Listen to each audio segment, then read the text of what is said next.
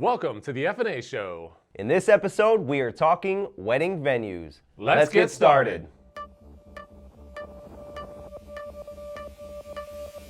My name is Freddie. And my name is Arik, and we are Wedding in Ohio, and this is the F&A Show.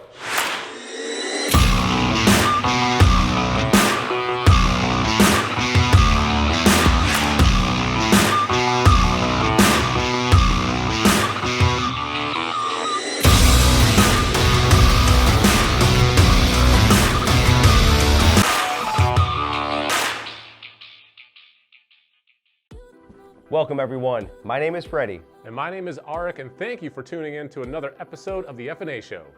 This show is to provide you insight into the entire wedding process by covering each major aspect, one episode at a time. Wedding venues. We've DJ'd hundreds of weddings over a course of 15 years and been to tons and tons of places. We've seen a lot of places that accommodate exactly what you need, and some places are just not as good at it, unfortunately. So you want to make sure you find the right one. So how are you going to do that? You have a ton of questions going through your mind right now on what you actually want. Can this place actually accommodate everything that I need? Well, we're going to find out. Let's break this thing down. Let's get right to it. Budget. You're going to ask yourself and many other people, how much is this thing going to cost? Your average cost for a wedding venue in Ohio is between $4,000 and $6,000. Keep in mind, this does not include food and drink. We will cover that topic in a future episode. If your venue is still a little bit out of your budget, you can also consider cutting down your guest list. All right, let's get into our top 5 things to keep in mind when booking your venue.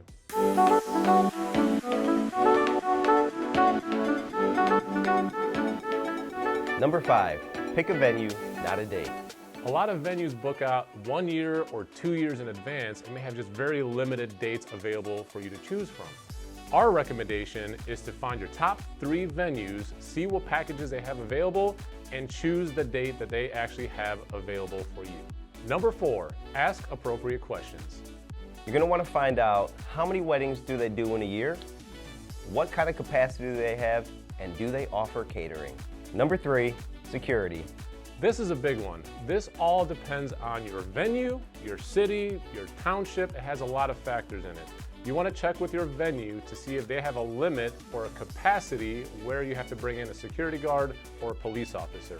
This is another cost that could be associated to you that you have to pay out. This would typically not go to the venue, but would be paid out to the security officer or the police officer. Number 2, handicap accessible. Now this doesn't necessarily mean wheelchairs. Some of your guests may have an issue with stairs or steep inclines.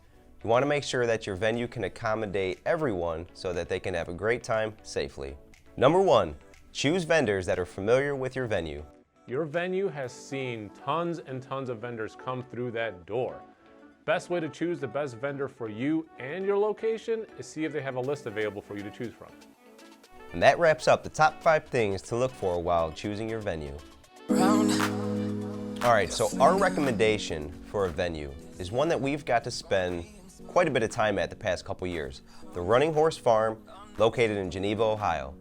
We had the opportunity to catch up with the owner, Megan Accord, who gave us great insight and information about the venue.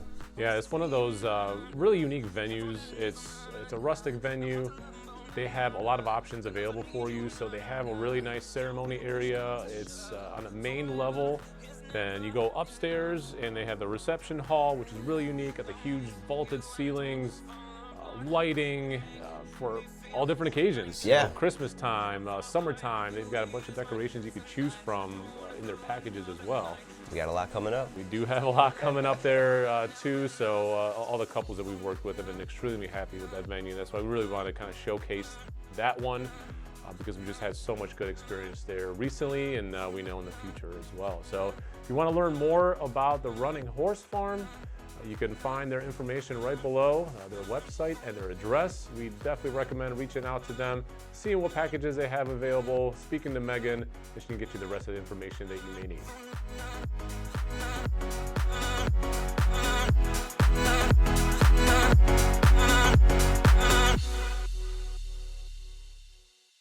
All right, everybody, it is time to get a little fancy. Here's our top 5 wedding faux pas.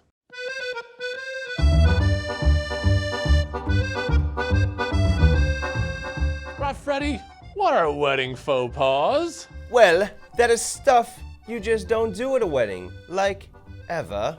None of it. Don't do any of this stuff. Number 5, sunscreen. You're gonna have a nice ceremony outside. You wanna protect yourself against the elements, not get a sunburn. Yeah, you're gonna use sunscreen, but really, you gotta make sure you rub that stuff in. You don't have any weird blotches all over, sunscreen everywhere. You're gonna do yourself a favor, your photographer, and your videographer a huge favor. Number 4, aggressively catching the bouquet. We've seen bloody noses, we've seen people knocked over, tackled. You know you want to catch the bouquet, you want to be the next one. Keep it cool.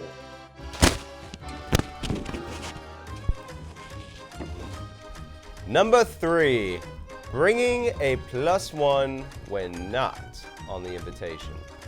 If you're a guest and you receive an invitation, make sure you are reading that correctly. Make sure it does say +1 or plus guest. If it doesn't and you want to bring somebody, make sure you confirm. You do know this is the F&A show. What are you doing here? Guess I'm doing this one on my own. Number 2, showing up late to a ceremony. Did I make it in time for number 2? No, you're a little late. Sorry. Anyway, as a guest and you're walking in and you see the ceremony and the bride is about to make her grand entrance, wait. Do not cut in front and try to find a seat. You're interrupting the entire thing. Just wait it out, make her way in once everybody is all set up. And number 1, no jeans. This is a highly debatable topic. Jeans at a wedding, do I do it? Do I class it up a bit by wearing a nice jacket? Well, you will be in the minority of people wearing jeans and you will stick out like a sore thumb. Class it up for a day, toss some nice likes on. And that wraps up our top 5 wedding faux pas. We really appreciate the continued support, so please like, subscribe, and share this video. All right, before we finish up, I'm gonna leave you with one final thought. We know there's a lot going on to plan a wedding. There's a lot of stress, a lot of little details, but the journey itself is gonna be a memorable one. You're gonna look at it, you're gonna look back at it, from years from now and think about how great, things were. It's still stressful and all that, but one thing to remember and one thing that we say to each other all the time and to all of our couples is to enjoy every moment. A big thank you to the Running Horse Farm for taking the time to provide this information. And thank you for watching another episode, and we hope to see you next time on the F&A Show for more helpful information.